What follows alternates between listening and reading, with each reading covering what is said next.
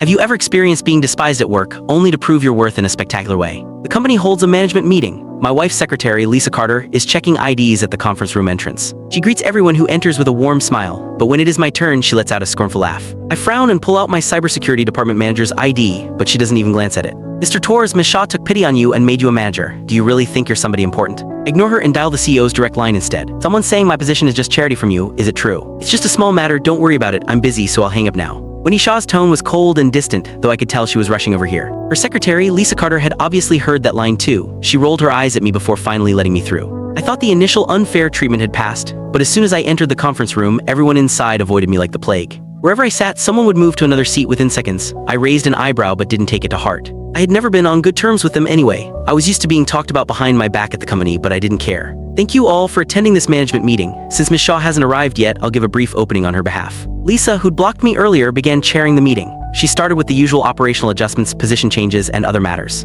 Found it painfully dull and glanced at my phone a few times. Since the company's revenue this quarter has fallen by 3% compared to last quarter, the board believes cost-cutting is necessary. When she said this, I noticed everyone was looking at me with barely concealed satisfaction, and I had no idea why. Lisa turned to look at me. Julian Torres, the cybersecurity department will be shut down. It hasn't brought in any profit for the company all these years, and you're the only person in it. Keeping a department in name only that contributes nothing is pointless, and it reflects badly on the company. I finally understood why everyone was treating me so strangely today. The absurdity of it made me question her. Are you serious? You're really shutting down my department? He let out a snort as if I couldn't understand plain language. Few colleagues took the opportunity to gang up on me. Come on, Julian, isn't that clear enough? If you can't accept it, maybe you should reflect on yourself. You've been playing on your phone since the meeting started. Disrespecting Ms. Carter is equivalent to disrespecting Ms. Shaw. You do know that, right? Hearing that, I was genuinely speechless. I was checking my phone to monitor the firewall in real time, making sure no virus could hit the company's core systems while I'm away. How on earth does that count as disrespecting Ms. Shaw?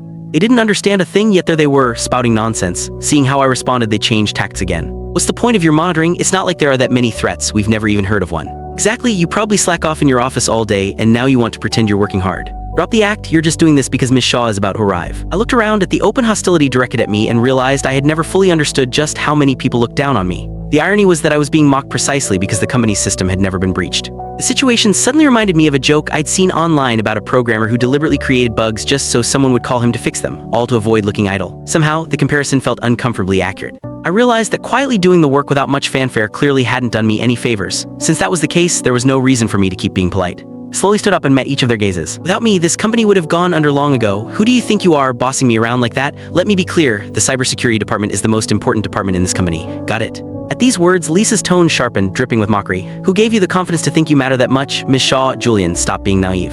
I was about to respond when the conference room door swung open and someone barked sharply, that's enough. Click the link on the homepage to watch the full follow-up for free.